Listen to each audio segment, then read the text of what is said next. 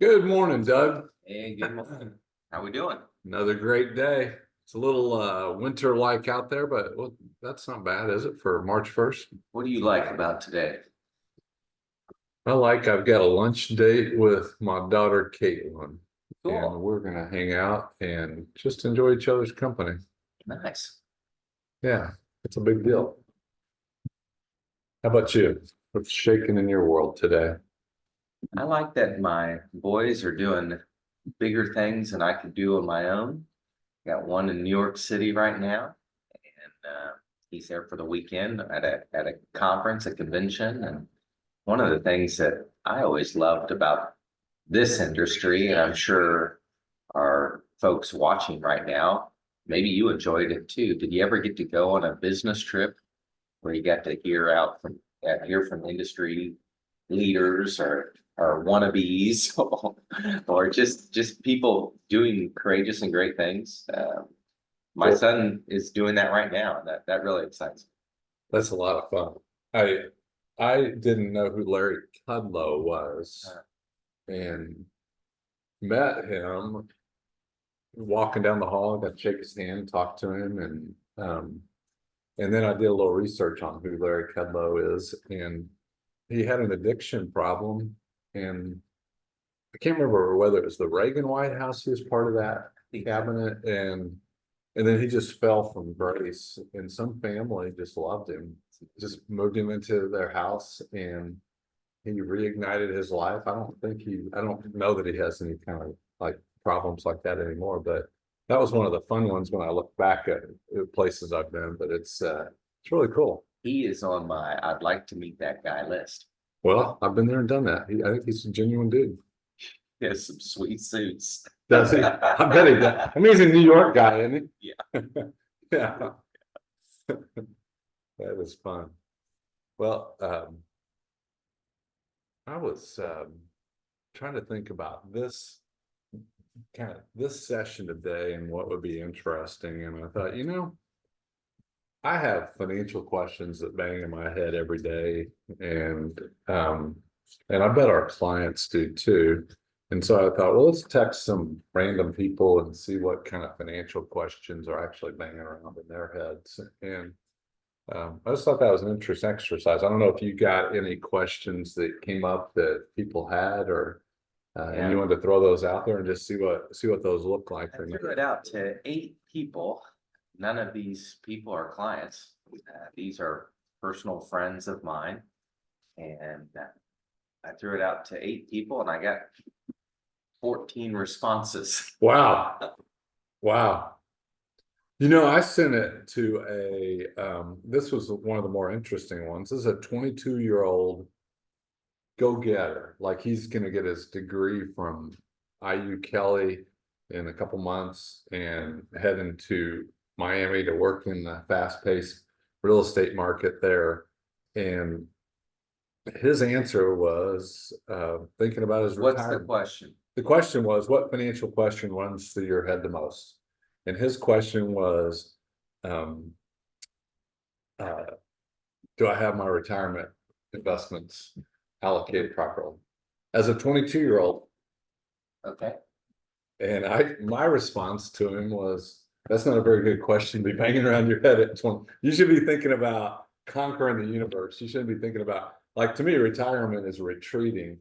And for him at 22, like, the financial question is, how can I conquer the universe, is what I Do you think. think that if let's say a guy at a Crew Car Wash, while he's paying for his car wash, were to say, hey, what financial questions are banging around through your head? Do you think your 22-year-old friend would have given him a different answer? Do you think that maybe because you're the one? So he had confirmation bias, is what you're saying, that I was asking him that. It could be. So that's part of the question that I had too, is I met this friend Oleg in New York City this time last year, and Oleg is from Ukraine, and just a very thoughtful person. And I asked him that question to see what he was thinking about, and he sent me, like, it ended like 30 tweets probably, And what I suggested to him is most of the answers to the question would have been created by the financial services industry. The financial services industry has taught you and me and our clients how to think about finances, which is probably the wrong way to think. Yeah, I asked myself this question. I thought it'd be fun to include myself in the question and in the answer. Self, what do you think? Well, I think this, and here's what I came up with, and this is the thing that bounces around in my head all the time, is what can I be doing to add value in the marketplace? And the marketplace being a very broad definition. Keith and I have some friends who work for a company down in Madison, Indiana, that went from manufacturing vanity cabinets, right? Is that what it's Yeah. called? Yeah. To Old-fashioned mirrors in your bathroom. yeah, to semi-truck lights, and it's a fantastic story. And so I'm constantly thinking about, as Doug Shreve, what can I be doing to add value in the marketplace? And I think that's a timeless component.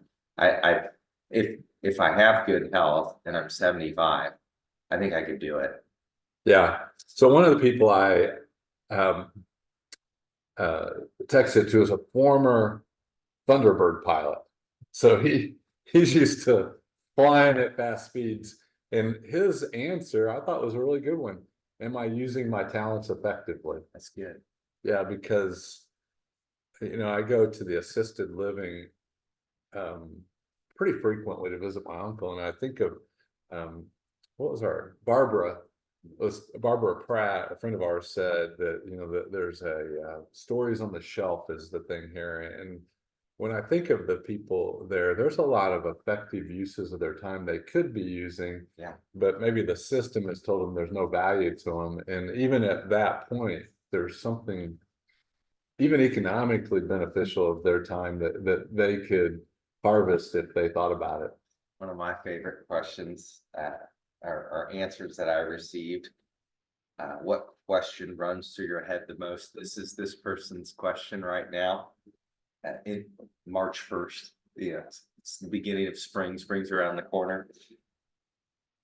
Should I buy the boat? And I really like that question because maybe for you it's, should I buy the set of tires? Or everyone has something that's banging around in your head. Should I make this purchase? And one of the questions I love about should I buy the boat is not only like, okay, what is the boat going to do for me? How much is it going to cost? All this stuff. But what is the maintenance cost of it? What's the future cost of it? What's the future cost if I don't buy it? What am I going to miss out on? And these are the adventuresome questions that I really like to get into with people. But that's a real answer. Should I buy the boat? Right. I mean, right. I've got a lot of others like, no offense if this is your question, but should I add more to my 401k? Should I add more to my HSA? Should I add more to the 529? Yes, maybe. No, maybe. In those questions we could go through with you, but real life, should I buy the boat? I just think that's brilliant. Well, I think, with the question of the 22-year-old, like, do I have my Roth allocated? That's the preconceived idea of what finances say I should do. And really, I don't think any of these kind of preconceived ideas were even a thing in 1980. Probably not. No. Yeah, I think the financial planning industry, the CFP, all this stuff. Yeah, it has evolved to tell you exactly this is what you should think about your money. And probably like this financial thought comes to my mind a lot. And it goes all the way back to fourth grade to Mrs. Nurse. Mrs. Nurse at fourth grade was reading books aloud to us at that point. And it affected me because when we had kids, I found a book, something like read aloud to your kids, because reading aloud motivates them to read themselves. It gets them interested and curious. And she read Willy Wonka's Chocolate Factory. Okay. Which I'd never heard of. And it was such a fascinating story. Yeah. Cool. But either in the movie or the book, the grandparents were living in the house with the impoverished family. And either one of them, they were sleeping like all four of the grandparents were in one bed, sleeping head to toe. And it, as a fourth grader, is like, this evidently happened, right? This happened, or it wouldn't have been in a book. Like and at that point, I think my great grandmother was living with my grandparents, and Normal. that was normal in the 1970s. And so a lot of things that have been kind of put on, I explained it to a client that we have like a backpack of financial expectations, that the system keeps putting more things in our backpack, and I think the more you put in that expectation thing, it takes away from your joy. One of the pieces of feedback I got was, how much have I spent? And how much have I spent is something that bangs around in my head from time to time. But I want to encourage you, if that's your thought, how much have I spent? You can answer that real easily. But the next question could be why? Why did I spend that? Would I do that again? Would I repeat it? Or should I save up to buy the boat? I would argue that probably one of the best financial decisions that I made was repeated. I did it twice. I bought 2 RVs, and I know nothing mechanically. That sounds like the most absurd decision somebody with my personality could do. Yeah, no, for all of you who know Keith, that's right. Do you own tools, Keith? Do you have any tools? I have tools, but I try not to touch them. Yeah. I don't own tools. And Yeah. so if you have an RV, it's like driving your house through an earthquake every day. And there's always something rattling or falling apart or needing replacing. But why was that like your best investment ever? Well, financial thoughts are like gasoline. They're not the goal. Like getting from point A to point B. Yeah. Like living life is the goal. All financial things are part of they're part of the gasoline. Like Right. Certain things just happen that don't have anything financial. Like somebody just boom gives you something you never saw coming. What could you have planned to make that happen? And so living is the objective, right? And so to experience the United States with 5 little kids, it seemed to be the only answer for Connie and my personalities. Like there's other ways, but you have to kind of fit everybody's personalities into it. And so renting was how we started, but Connie is a neat freak, and I'm not. But what I discovered is she couldn't relax in a rented RV because 5 kids could blow the thing up, right? And so then when we bought one, the kids could do whatever they wanted inside there. If something got traumatized, I could pay somebody to fix it or whatever. But Connie could rest while we were traveling down the road. And so that was the critical point for me, resting going down the road. To know thyself. Right. To know your spouse. Yeah. And that was a financial decision, but how it banged around in my head and what it made sense was there are some of the most amazing things that my kids learned about Connie. They learned about me. We learned about one another, and great memories. And what else is living but building memories with people you love? Probably the best, I'm sorry, guys, there isn't the best thing banging around somebody's head, and I want to share it with you. The best one, I think, subjectively, that I got was, what does it look like to live with enough? Not how much is enough. What does it look like to live with enough? And that one, that is a great question to have banging around in your head. Whether you're 22 or 92, what does it look like? So is enough contentment? Is that what you're saying? I think so. Yeah.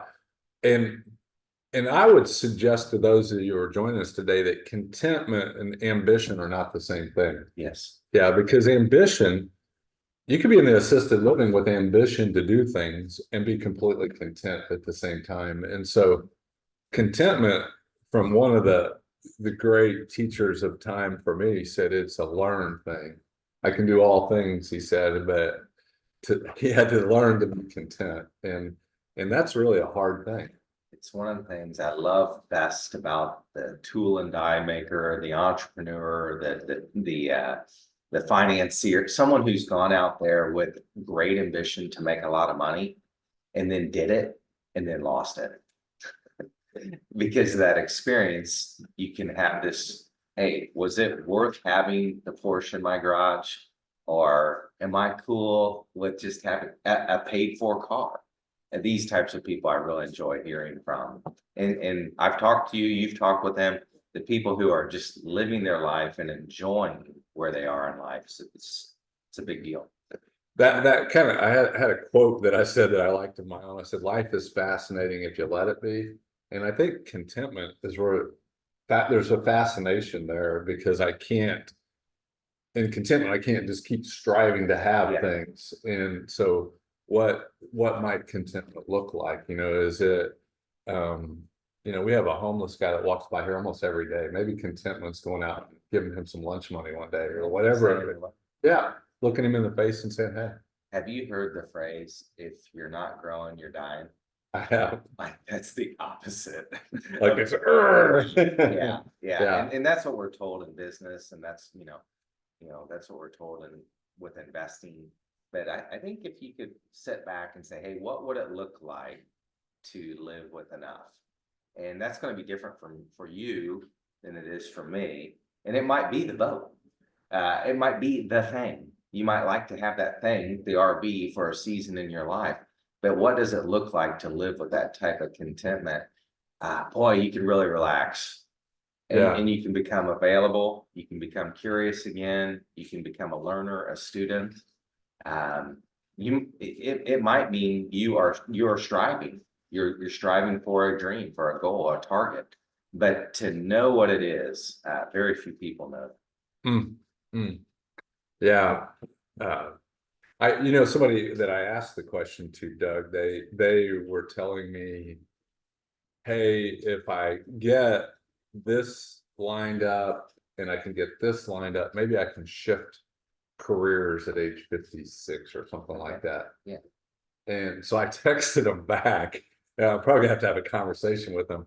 I think what I hear, and that's probably, I don't even know how long that is from now, it's several years from now. I said, I think what I hear you saying to me is, what should I do with my life? Yeah. Because I'm not content with where I am today. And if I could just get to this point down the road, and my answer with that question is, maybe today's the day you stop doing what you're doing. And it's risky as all get out, stopping what you're doing.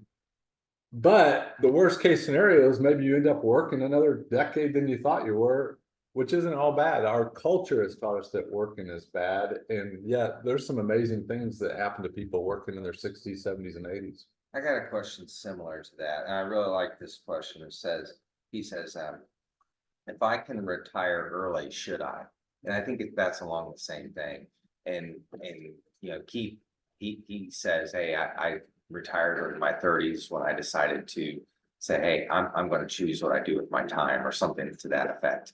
And so, if I can retire early, should I? That could also be, if I could become a barista or a woodworker or the CEO of Boeing, whatever it is that you want to do, should you do it? Yes. Yeah, I think you should be liberated to rethink everything that you're doing, because surround yourself with people who are going to encourage you in that direction. Yeah, because you only have a certain amount of days to put footprints on this planet Earth. And what's the worst case scenario if you put your foot in the wrong place? You trip, you fall, you get up and move on. And that's before everybody got so hyper focused on what is the right thing to do with my finances or everything. I think people lived more freely. I think they just said, you know what? We just got to get the kids through college. What is that going to look like? Or we got to pay the mortgage or whatever. And they just went and did it, and they weren't second guessing all their thoughts. Yeah. I've found life to just be incredibly rewarding and humbling when I think about our finances, like in the dreams that we've had, been able to check them off. Yeah. And have we done a ton of planning for it? Not really. We've set a vision, like, hey, this is what our culture of our family wants to look like, and then just have gone out and done it.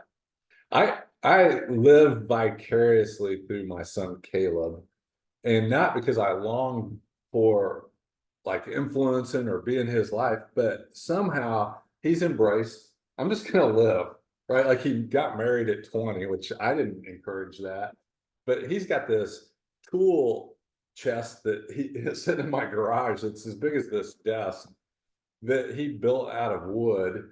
I know nothing about, like Caleb has a lot of tools, like, and so to see him just living and saying, I'm gonna build a tool chest, just sparks my enthusiasm for living more fully today and tomorrow. That kind of living, I think, I feel like our industry has kind of muted some of that of people, because it seems like I should put that money, instead of building that tool chest, into my 401, my 401k at 20. Now, here's one that's a pretty good question. Maybe some of you on this call have this question. Should I use all my resources or leave some to my children?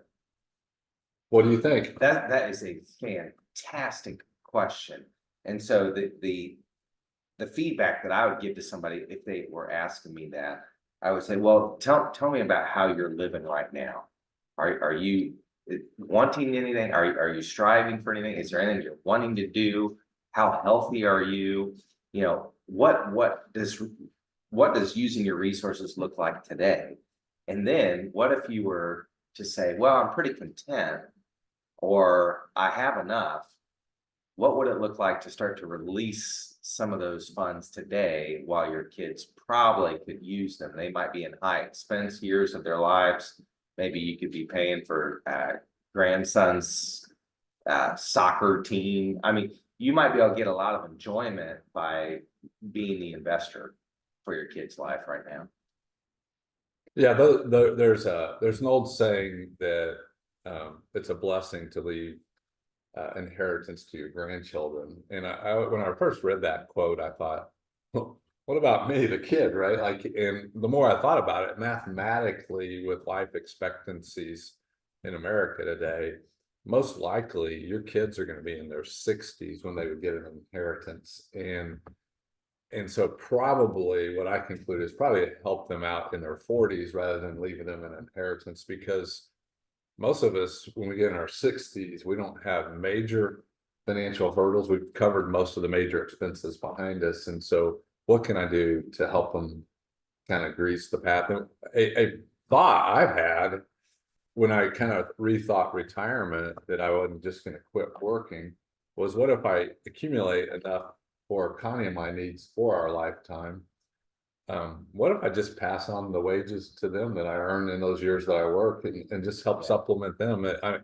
I could sit at home and watch TV, I could go golfing, or I could pour that time into the, maybe helping their journey a little bit. So that's a random thought that I've processed. Yeah. I got several kind of ordinary, and nothing against the ordinary questions, but I think they're pretty common questions. Do I have enough for retirement? That one I think is definitely created by our industry. Our industry tries to motivate with fear, and so if I can make you think you're going to run out of money, then it makes me more valuable in your life. And I don't know that question. Well, it keeps our lights on. Right. It serves the financial industry well if we can collect fees off your money for the rest of your life and you're afraid to use it. Yeah, and that to me, if we aren't helping you spend the money, means we're probably not doing a very good job at our job. I think the political distrust in America creates several of the ones that I heard. What do future taxes look like? I mean, what was a $60 billion thing the government just signed? That, like, there's only 300 million of us. That's a lot of money. It's interesting. I didn't get a single thing on taxes. Yeah, well, interesting. It's the same question as what's the value of the American dollar, or how do we protect our money, because some of those government decisions will influence your finances in ways you don't really have any control over. I hear people say they want to go, when they get freaked out or concerned about political issues, they want to go to some other country. I don't know that that's a real viable solution, or like, where are you gonna go? Yeah, another one I got was, how can I generate passive income? Yeah, I thought that was a great question. And the stock market offers you that opportunity. Maybe it's real estate, maybe it's a business, maybe you're investing in someone else. There's all types of ways to create passive income. But if you aim to create passive income, you're going to have some headaches.